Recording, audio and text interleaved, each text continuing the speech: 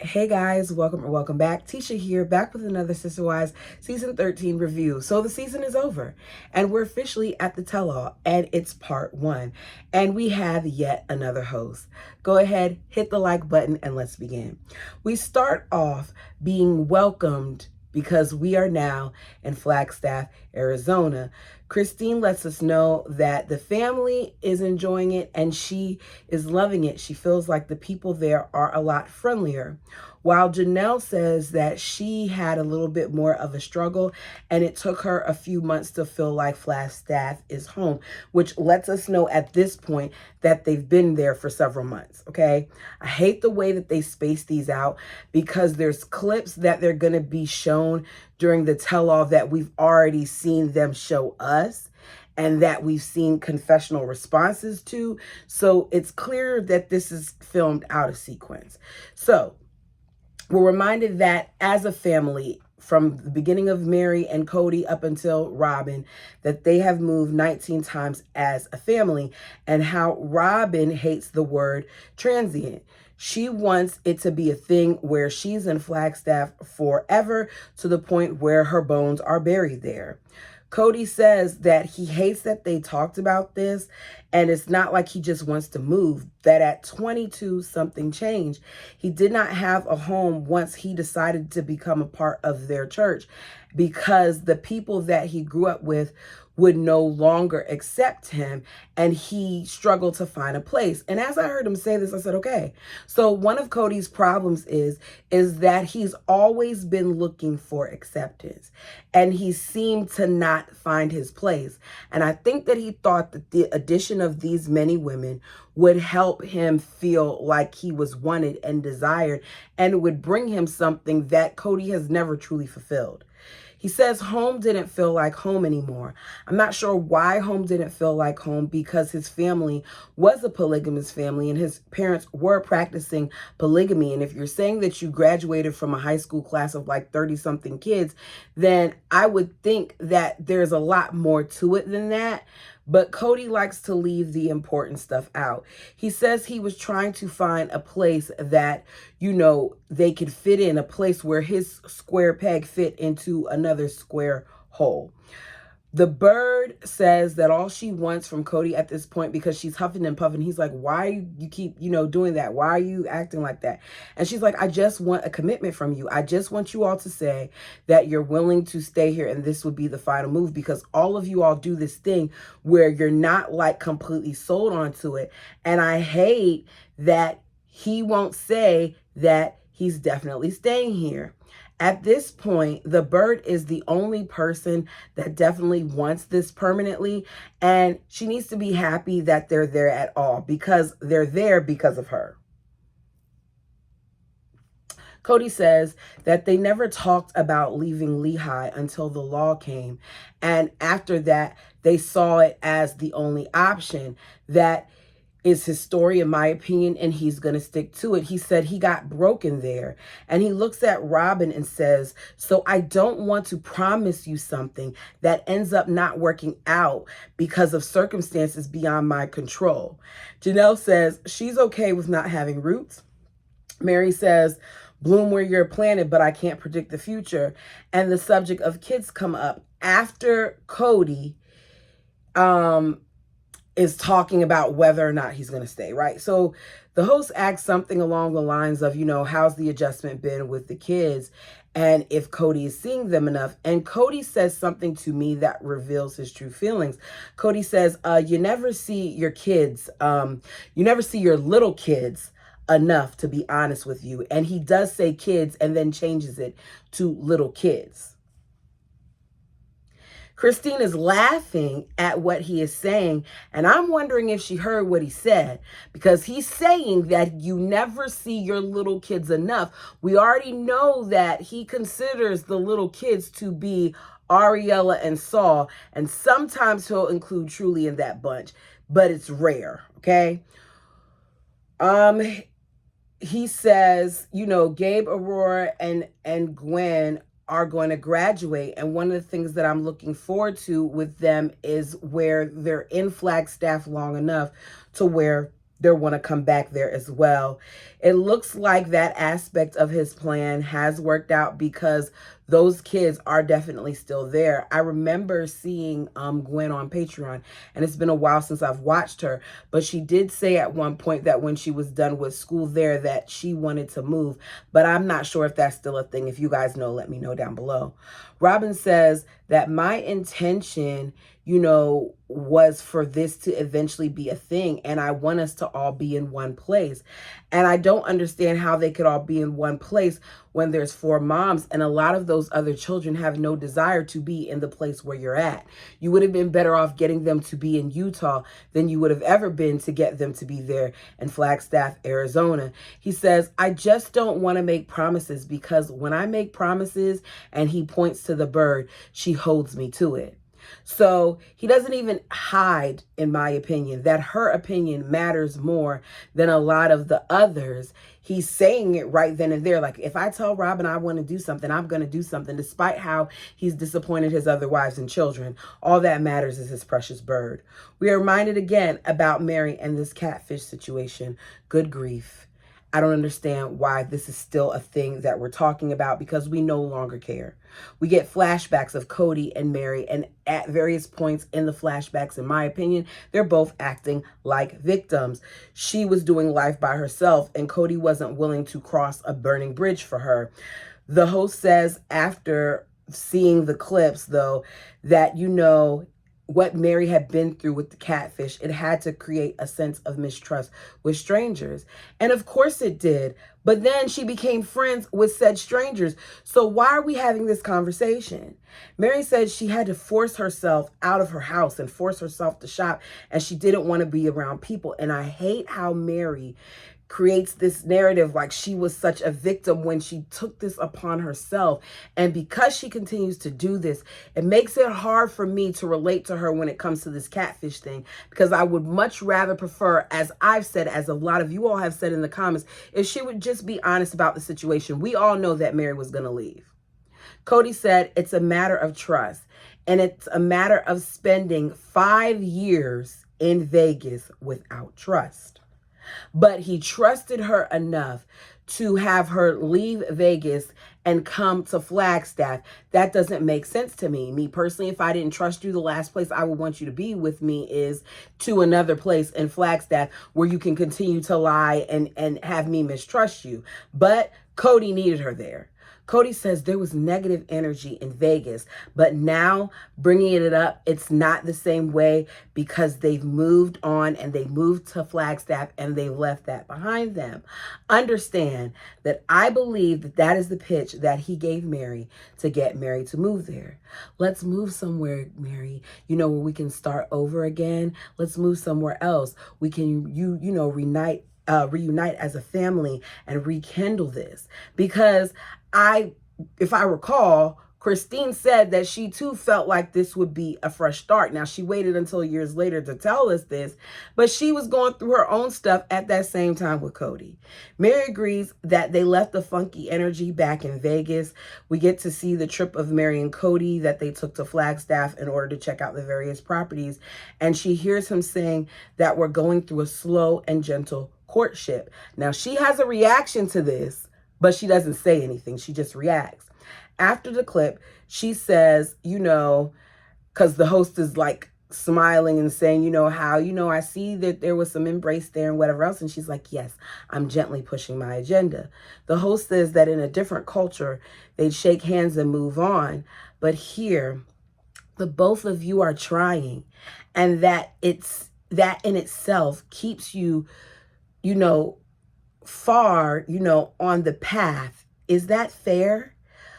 What did she smoke before she came on the show that she feels like, just on seeing these couple of clips where Cody is doing what he does best, which is manipulating Mary and whatever else wife needs to be manipulated at the time in order to have them do what he desires for them to do? They aren't really working on it.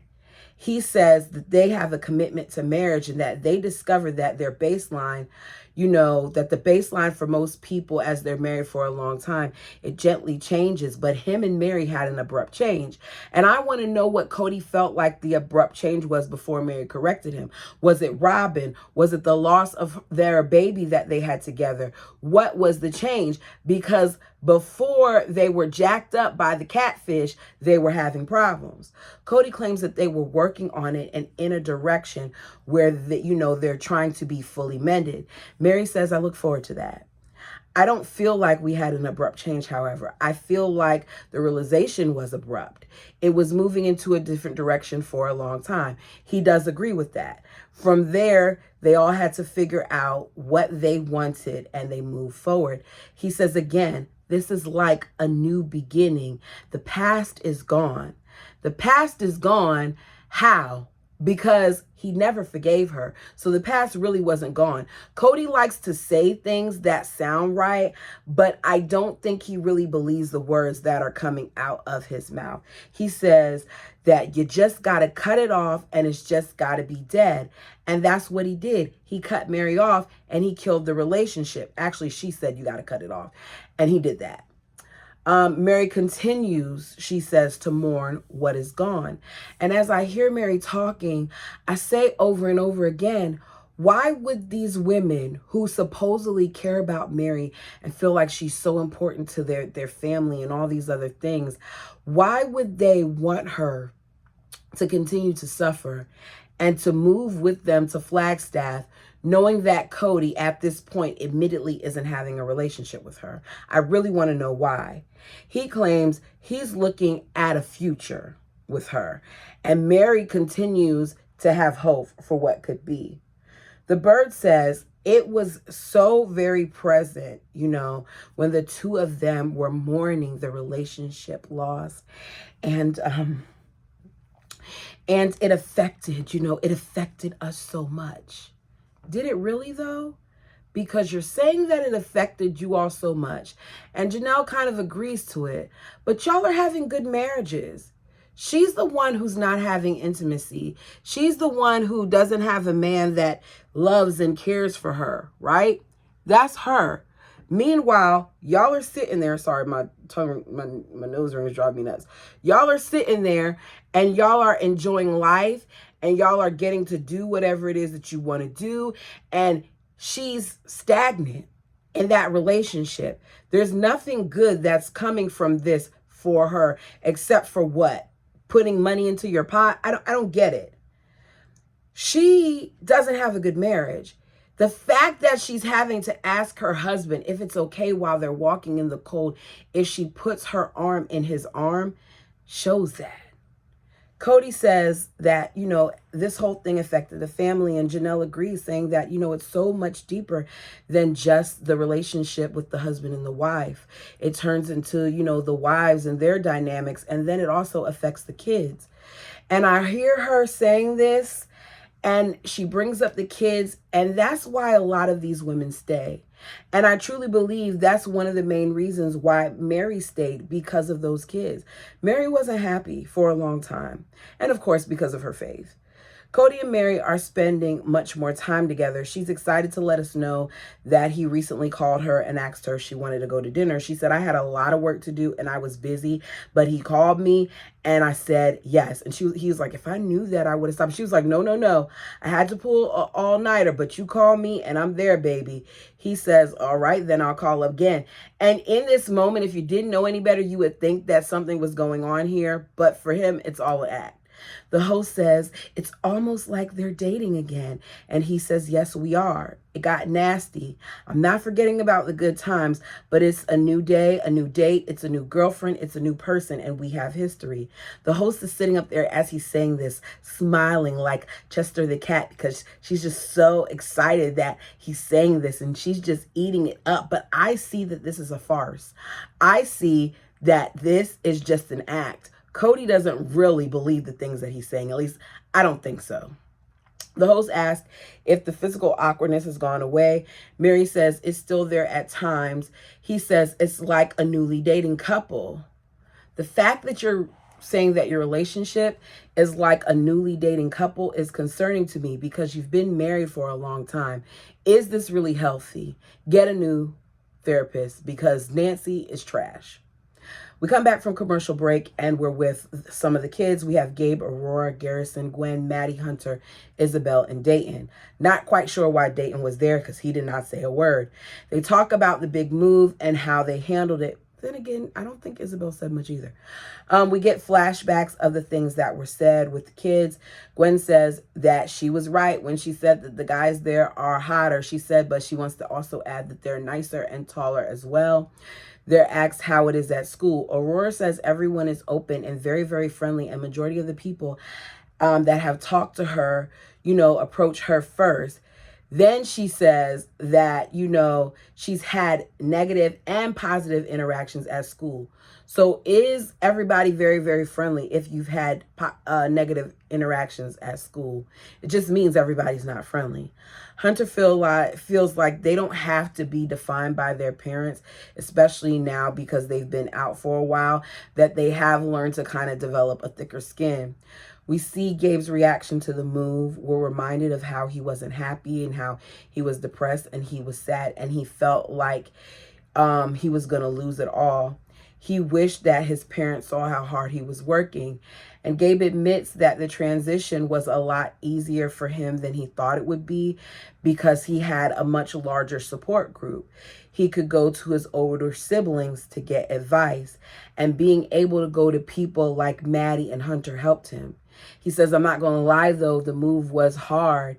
And I did feel like it was unfair to me, but I can't say that it was an unfair choice.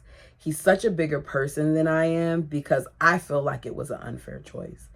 He admits to hiding how he feels from his mom because he doesn't want his mom to worry about him the way that she worried about Hunter.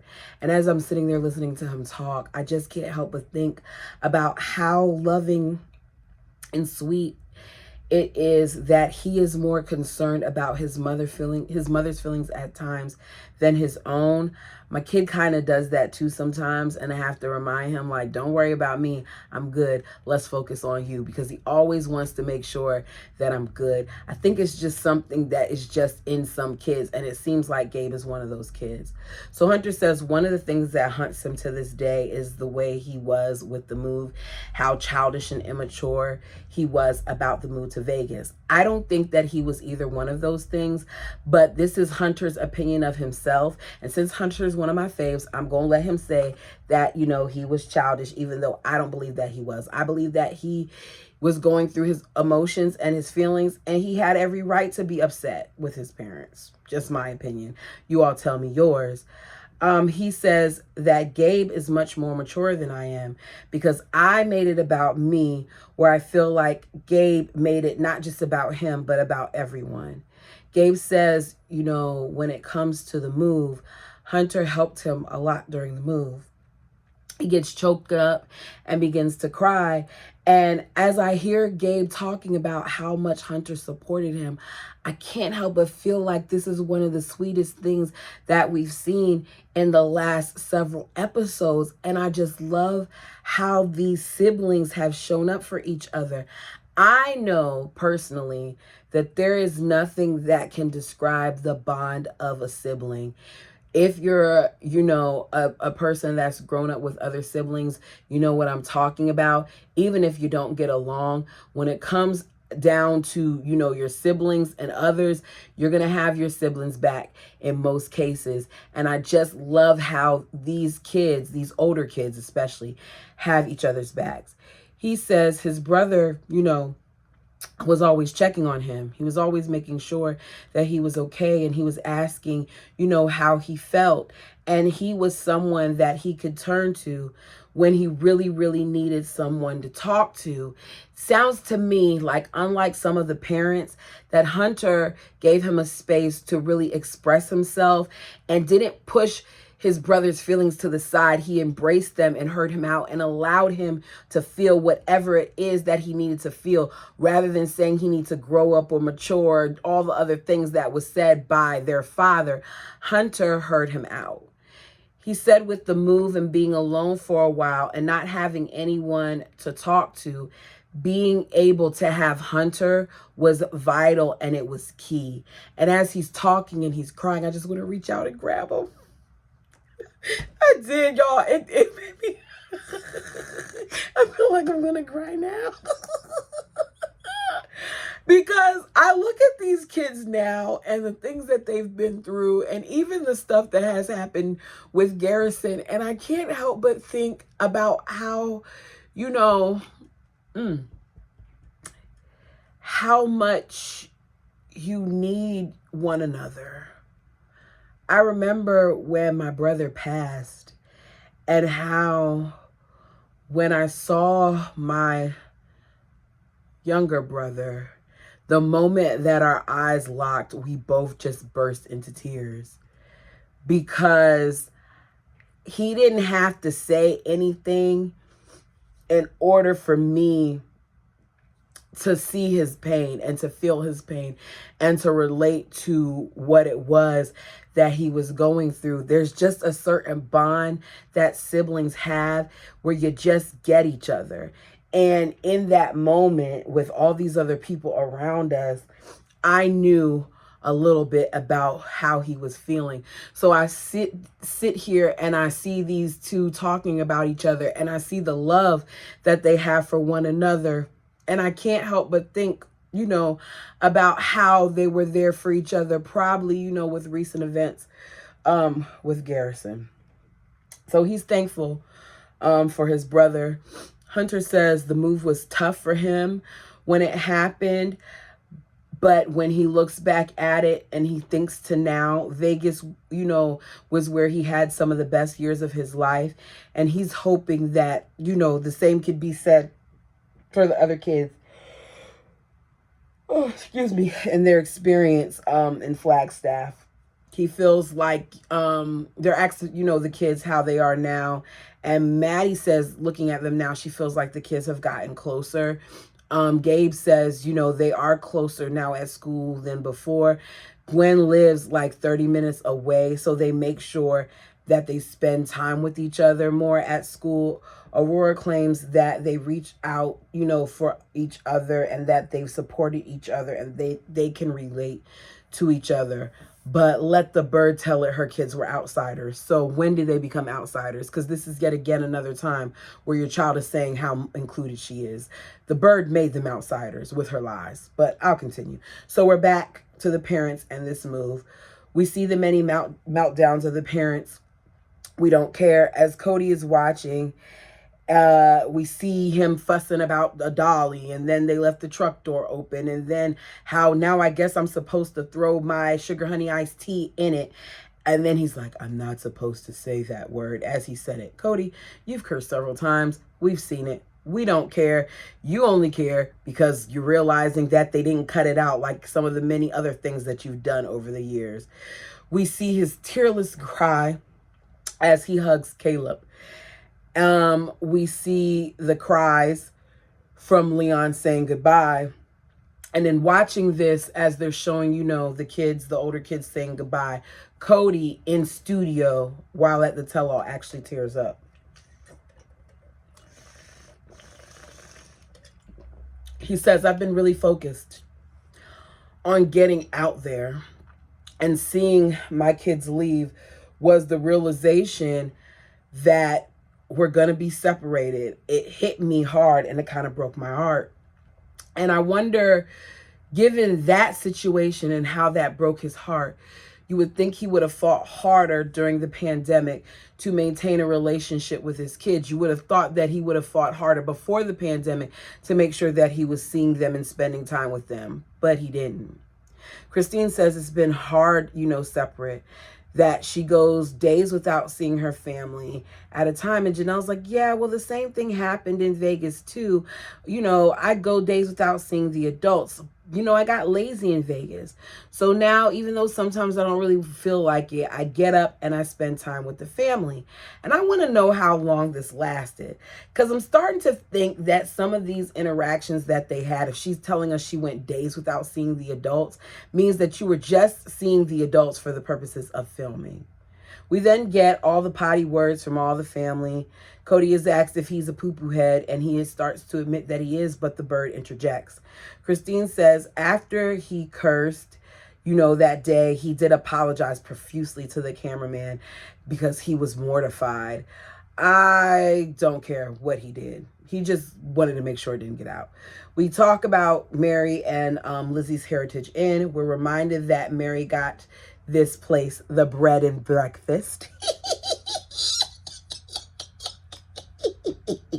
without the family. I'm laughing because I know I told you I was going to try to say it correctly, but when I say it fast, it comes out wrong. And a lot of you said you don't mind me saying bread and breakfast, so bread and breakfast it is. She needed $40,000. They wanted a business plan. They wanted all these things, even though they weren't able to help her financially. Mary's told they don't have it. She says she needs to leave and make it happen on her own. She's asked the question, if the decision resulted in tearing the family apart, would she have taken a step back from it? Given her position in the family currently, I didn't think that it was right of the host to ask that question or fair. There were so many other things that she could have asked about that in situation, like how did you go about telling Christine's mom that you no longer needed her? How long did you know, or when did you decide that your mom was going to be there? Did your mom contribute to the down payment? Is your mom helping with the monthly fees? Is your mom, are you turning a profit yet? Like, those are the questions that we could have asked, but instead we're going to ask that question. Mary says,